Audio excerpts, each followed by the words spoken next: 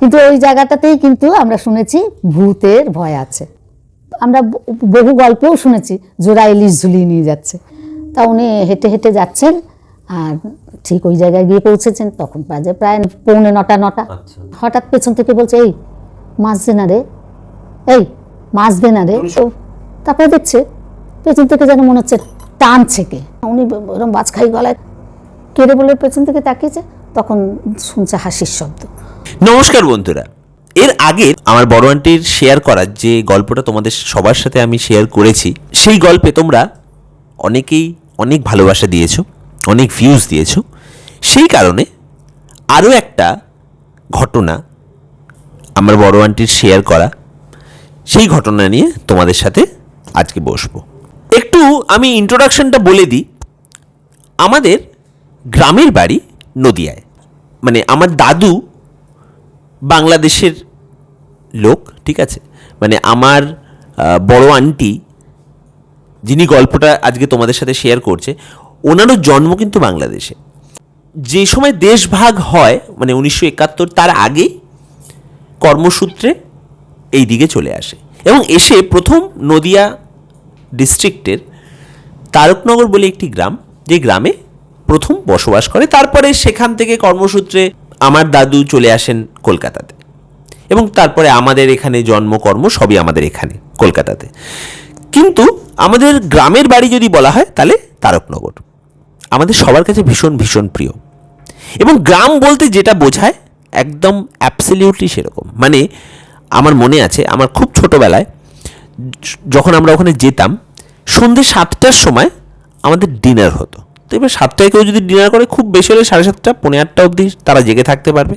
এবং ওখানে কিন্তু অনেক দিন, মানে এখানে কারেন্ট আসারও অনেক বছর পর গ্রামের বাড়িতে কারেন্ট এসেছিল। তো তার মানে কারেন্টও ছিল না, সেই কারণে মানুষ দিনের আলোটাকে অনেক বেশি পরিমাণে ইউজ করতো এবং রাতে অনেক তাড়াতাড়ি ঘুমিয়ে পড়তো, কারণ যাতে পরের দিন অনেক ভোর ভোর সব কাজকর্ম শুরু করতে পারে। তো সেখানকারই একটা ঘটনা নিয়ে আজকে তোমাদের সামনে আবার চলে এসেছি। তো চলো শুরু করা যাক। এবার এই গল্পটা শুনি।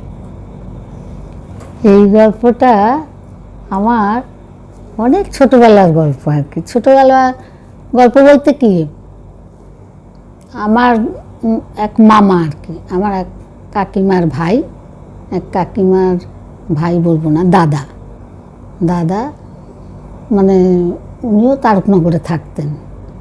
মানে তোমাদের গ্রামের বাড়ি? আমাদের গ্রামের বাড়িতে। আমাদের গ্রামের বাড়ির কথা বললে আমার মানে হৃদয়, হ্যাঁ, হৃদয় উছলে ওঠে।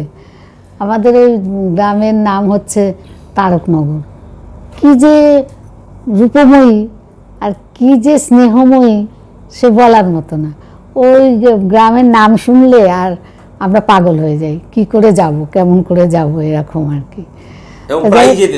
হ্যাঁ, প্রায় যেতাম বলতে 2.5 বছর বয়সে আমার বাবা মা এই দেশে চলে আসে।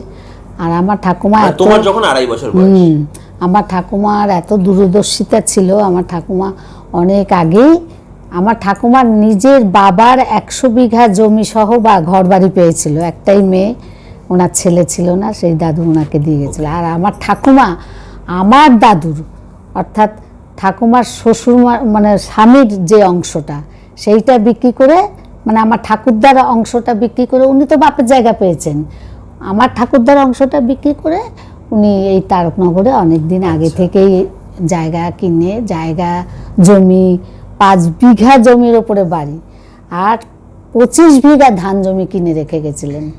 এত দূরদর্শিতা ছিল ওনার, জানেন যে উনি এখানে থাকা যাবে না।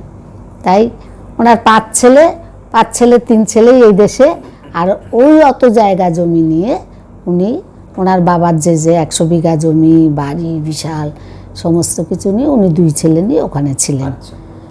তা থাকতে পেরেছেন, ওনার কোনো রকম অসুবিধা হয়নি, কোনো বিপদ আসেনি।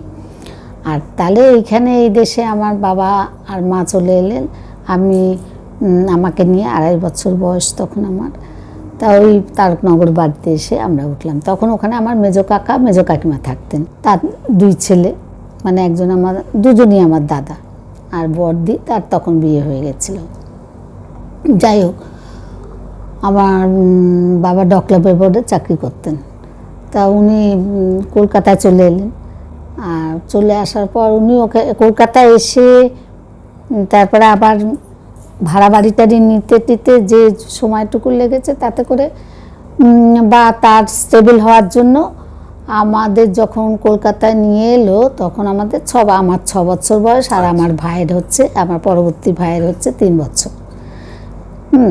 তাই এই যে 2.5 বছর থেকে মানে 6 বছর অবধি আমরা তারকনগরে ছিলাম, সে যে কি তার সেগুলো আমি কিছু ভুলতে পারি না। আবার শুধু ওই সময়কার জিনিসই নয়, তা আমাদের কলকাতায় নিয়ে এলেন, কলকাতায় নিয়ে এসে প্রথম আমাদের খিদিরপুরের বাসাতে তুললেন ভাড়া বাড়ি। আচ্ছা, যাই হোক, তা সে ভাড়া বাড়ি, খিদিরপুরের ভাড়া বাড়ি, ওই রকম জায়গা থেকে এসে খিদিরপুরের ভাড়া বাড়ি, বুঝতেই পারছো কী অবস্থা। মানে 2 ভাই বোন, ওই আমার যে পরবর্তী ভাই সে আর আমি সারা বছর অপেক্ষা করে থাকতাম যে কখন আমাদের অ্যানুয়াল পরীক্ষাটা হয়ে যাবে, আর আমরা তারকনগরে আসবো, গ্রামে আসবো, ডিসেম্বর মাসটা পুরো কাটাবো, কাটিয়ে জানুয়ারিতে যেই স্কুল শুরু হবে তার আগ দিয়ে আবার ফিরবো কলকাতায়। মানে প্রায় 1 থেকে 1.5 মাস। হ্যাঁ, 1.5 মাস খুব আনন্দ করবো ওখানে, এরকম মানে এত টানতো আমাদের এই গ্রাম। যাই হোক, তারকনগরের পরবর্তী গ্রামটা হচ্ছে ময়ূরহাট। আচ্ছা, আর তারপরে হচ্ছে 3.5 মাইল হেঁটে গিয়ে বগুলায় পৌঁছাবো। আচ্ছা, বগুলা নামটা মনে হয় খুব নাম করা, সবাই অনেকেই চেনে, অনেকেই চেনে, এগুলো সব নদিয়া জেলায়। তা ওই তখন ট্রেন এসে থামতো, মানে কোনো ময়ূরহাটেও কোনো স্টেশন ছিল না, তারকনগরেও কোনো স্টেশন ছিল না। আমাদের গিয়ে নামতে হতো কোথায় না, ওই বগুলায়। হ্যাঁ, বগুলায়। এবার বগুলায় নেবে 3.5 মাইল হেঁটে আমরা বাড়ি পৌঁছাতাম। তবুও আমাদের কি আনন্দ, সেই তারকনগর আসার জন্য আমাদের বগুলায় নেবে 3.5 মাইল হেঁটে আমরা আসতাম। তাই এই 3.5 মাইল মানে দর্শক বন্ধুদের বোঝার জন্য একটু বলে দিই, কারণ এটা আমরা মাইল আমরা এখন কম ইউজ করি। 3.5 মাইল মানে প্রায় 5.5 কিলোমিটার। আমি কালকেই দেখছিলাম 5.5 কিলোমিটার। হ্যাঁ, সেই অতটা হাঁটবো, কিন্তু কম না, সেই অতটা হাঁটবো, তাও আমাদের পিছু পা নেই। কিন্তু কোনোদিনই আমরা সন্ধেবেলায় আসতাম না, কেন না আমরা শুনেছিলাম ওই আমাদের গ্রাম যে তারকনগর আর ময়ূরহাটের এই দুটো গ্রামের মধ্যে মানে কি, এই গ্রামের সীমানাতে, এই গ্রাম থেকে হেঁটে গিয়ে ওই গ্রামের সীমানায়, ধরো ময়ূরহাট থেকে হেঁটে গিয়ে আমি ওই গ্রামের সীমানায়, তারকনগরের সীমানায় পৌঁছাতে ধরো 10-15 মিনিট লাগে। আচ্ছা, এই যেই 10-15 মিনিটের মাঝে এই দূরত্বটার মাঝে একদম রেল লাইন, আমাদের যে ট্রেনে এলাম সেই ট্রেনগুলোই যায়, মানে তার মানে বগুলা ছেড়ে এবার দিকে চলে যায়, ও গেদেতে যায়। হ্যাঁ, গেদে লোকাল। তা এখন ওই মাঝে একটা পোল আছে, পোল বলতে নিচ দিয়ে জল আর ওপরে পোল, মানে যেটা দিয়ে ট্রেন যাচ্ছে। হ্যাঁ, ট্রেন যাওয়ার মানে গাড়ি যেতে না, ট্রেন যাবে। এইবারে ওইগুলো না আগেকার দিনে লাল মানে দিয়ে ব্যারিকেড করা ছিল, ওইখানে ইকো হয়। তুমি যদি চিৎকার করে কিছু কথা বলো, ওই রাস্তা থেকে বলছো, লাল পাঁচিলের মতো, হ্যাঁ পাঁচিলের মতো, তুমি যদি রাস্তা থেকে চিৎকার করো, ও আবার ঠিক ওই কথাটাই তোমাকে রিটার্ন করবে। হ্যাঁ, ইকো হয়, প্রতিধ্বনি যাকে বলে বাংলায়। ওই জায়গাটা আমাদের বেশ, দিনের বেলায় তখন মা বাবার সঙ্গে থাকতাম, কিন্তু ওই জায়গাটাতেই কিন্তু আমরা শুনেছি ভূতের ভয় আছে। ভূতের ছেলেবেলায় যেমন শোনা হয়, ওখানে নাকি রাত করে এলে পারে অসুবিধা হয়, হ্যাঁ, কারো গা ভারী হয়ে যায়, কেউ কিছু শুনতে পায়। কিন্তু দিনের বেলায় আমরা যখন 2 ভাই বোন যাই, খুব চিৎকার করে ও আমাদের রিটার্ন করে, করে আমরা করতাম। তা ওইরকমভাবে আমরা আমার দেশে যেতাম। দেশের কথাটা বললাম, দেশের কথাটা না বলে পারলাম না। দেশের কথাটা ভাবলে এত আনন্দ হয়, তা মনে হয় সবাইকেই সবাইকে এই আঘ্রাণটা দিই, বুঝতেও পারবো আমরা যে অ্যাকচুয়াল ব্যাপারটা কিরকম ছিল, জায়গাটা কেমন ছিল। তা ওই তারকনগরে আমার এক মামা ছিল, আমার কাকিমার দাদা, উনি পুলিশে চাকরি করতেন, নাম ছিল নরেশ সরকার। উনি পুলিশে চাকরি করতেন, বিশাল চেহারা, সুদর্শন পুরুষ, বিশাল চেহারা, উঁচু লম্বা, হ্যাঁ, সুদর্শন পুরুষ, একজন পুলিশে মানে উঁচু পোস্টেই চাকরি করতেন। তাই এবার কলকাতায় থাকতে হয়, আর তারকনগরে তার বাড়ি। তাই এর মধ্যে শোনা গেছে, এটা আবার আমরা বেশ বড় হয়ে গেছি। তারপর উনি তো আমাদের থেকে অনেক বড় ছিলেন, কিন্তু তা ওই ছেলেবেলায় ওই ঘটনাটা হয়নি। আমাদের যে ছেলেবেলাটার কথা বললাম তখন ওই ঘটনাটা পরে হয়েছে, পরে আবার আমরা শুনেছি। তাই উনি নাকি কলকাতা থেকে একদিন বাড়ি যাচ্ছে, ওই সপ্তাহ শেষে, শনি রবি ছুটি। এবারে যথারীতি ওনাকে বগুলায় নামতে হয়েছে। এবার নেবে বগুলার বাজার থেকে মাছ কিনেছেন। ওনার মাথায় ছিল না, না জানতেন না, আমরা জানি না। তা উনি কখন নেবেছেন, মানে বগুলাতে নেবেছেন? বগুলাতে নেবেছেন 8টার ট্রেনে, সন্ধ্যে 8টা। হ্যাঁ, সন্ধ্যা 8টার ট্রেনে নেবে। বগুলার থেকে আবার বাজার করেছেন, মাছ নিয়েছেন, হ্যাঁ, তা আবার ইলিশ মাছ। আচ্ছা, বাড়ি যাচ্ছেন, খাবেন দাবেন, তাই এবার ইলিশ মাছ। আমি জানি না, তখনকার দিনের আমরা বহু গল্পেও শুনেছি জোড়া ইলিশ ঝুলিয়ে নিয়ে যাচ্ছে। কেন রে বাবা, ব্যাগ ছিল না? ব্যাগে তো হ্যাঁ। আর তাছাড়া যদি বলে কেউ যে রাত করে আবার কি শো করবে না, না, আমার মনে হয় যেন এখনকার মতো তো এরকম পলিপ্যাক অমুক তমুক ছিল না। আর একটা চটের ব্যাগের দাম অনেক, তাই এবারে দোকানদার কি দিয়ে দেবে? তা তখন ওই গাছপাতা দিয়ে মুড়ে মারেই নিয়ে আসতো, ওরকম ওপেন মাছ, অথচ তার গায়ে ধরো একটা ডাল ঝুলিয়ে নিল। এছাড়া কোনো উপায় ছিল না। এখনকার মতো এরকম পলিথিনও ছিল না, সব ওই অল্প পয়সার। আবার এদিকে তোমার ওই লাইলন ব্যাগগুলো যেগুলো আমরা বাজারে ব্যবহার করি, সেটাও ছিল না তখনকার দিনে। তা উনি ওই রাস্তা দিয়ে যাচ্ছেন, ওই বগুলা থেকে কিনে উনি হেঁটে বাড়ি যাবেন। হাঁটা ছাড়াও কোনো উপায় নেই, রিক্সা নেই, ভ্যান নেই, কিছু নেই। তা উনি হেঁটে হেঁটে যাচ্ছেন, আর ঠিক ওই জায়গায় গিয়ে পৌঁছেছেন। তখন বাজে প্রায় রাত মানে 8:45-9টা। মানে 8টা থেকে ওখানে আসতে 8:45-9টা। দেশের বাড়ি যা আশেপাশে ঘর বাড়ি আছে, সে তো 7-8টায় ঘুমিয়ে পড়ে, চারিদিক অন্ধকার। তা উনি ফিরছেন, সাহসী মানুষ, যাই হোক, রাত হচ্ছে তাতে তার কোনো কেয়ার নেই, উনি হেঁটে আসছেন। তাই এবারে ওই যে পোলটার কাছে, যেটা কথা আমরা শুনেছি যেখানে ভয়ের ব্যাপার আছে, সেইখানে যখন এসে পৌঁছেছেন তখন 9:30 পৌনে 10টা বাজে।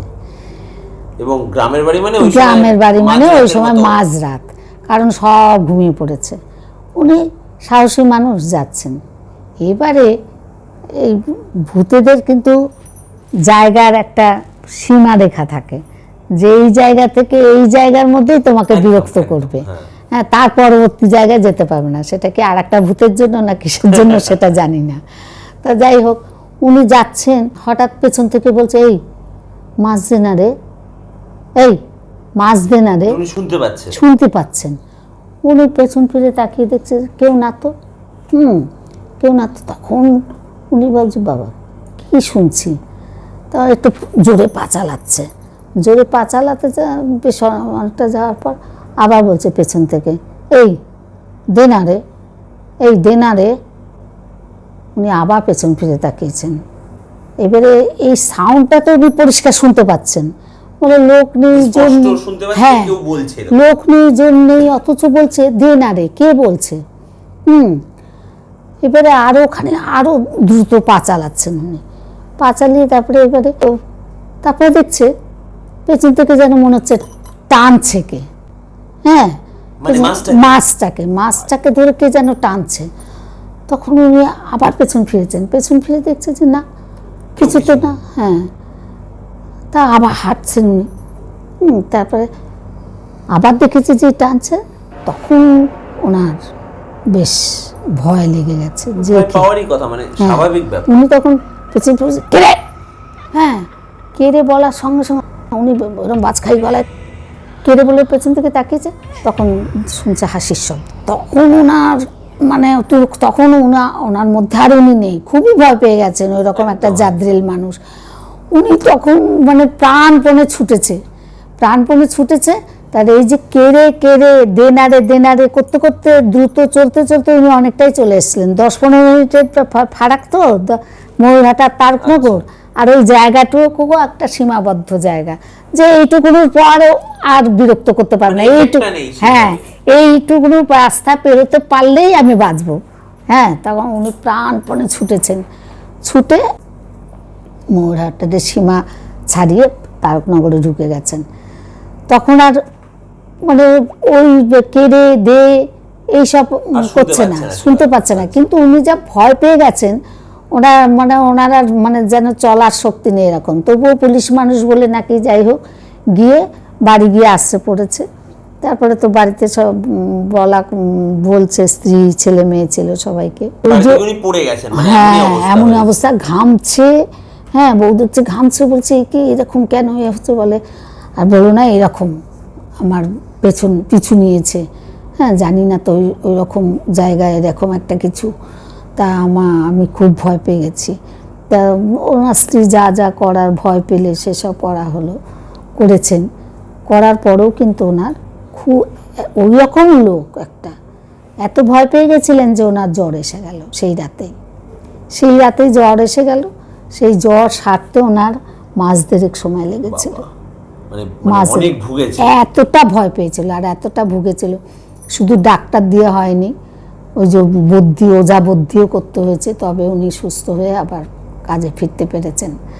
তো এবার কখন যে কাকে কিভাবে অ্যাটাক করবে এই যে প্রেতাত্মাগুলো বলা যায় না। অথচ আমরা সন্ধেবেলায় কখনো ওই রাস্তায় যেতাম না, আমরা সবসময় দিনের বেলায় ওই রাস্তায় যাওয়া আসা করতাম।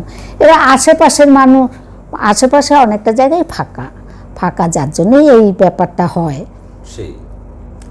এখন আস্তে আস্তে হয়তো ঘরবাড়ি হয়ে গেছে। এবারে সকলেরই মনে হতে পারে মাছটা কি খেলো, অত ভয়ের টানাটানি করেছিল, তা মাছটা খেয়েছিল। কেন খেয়েছিল? বাংলাদেশের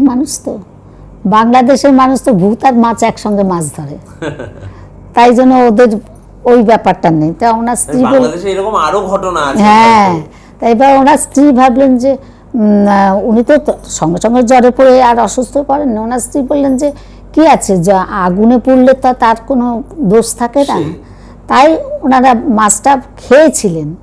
কিন্তু মামার ভীষণ জ্বর এসে গেছিল এবং সেই জ্বর থেকে তার ভালো হতে অন্তত এই 1.5 মাস সময় লেগেছিল। আর শুধু ডাক্তার দিয়ে হয়নি, মানে ওঝাবদ্ধিও করতে হয়েছিল। তাই বলছি যে কখন কে কোথায় কিভাবে যে ভয় পাবে, হ্যাঁ সেটা বলা যায় না। হয়তো এই রাস্তা দিয়ে আরও অনেকে আসছে যাচ্ছে, কখন কিভাবে তাদেরও সুযোগ লাগে,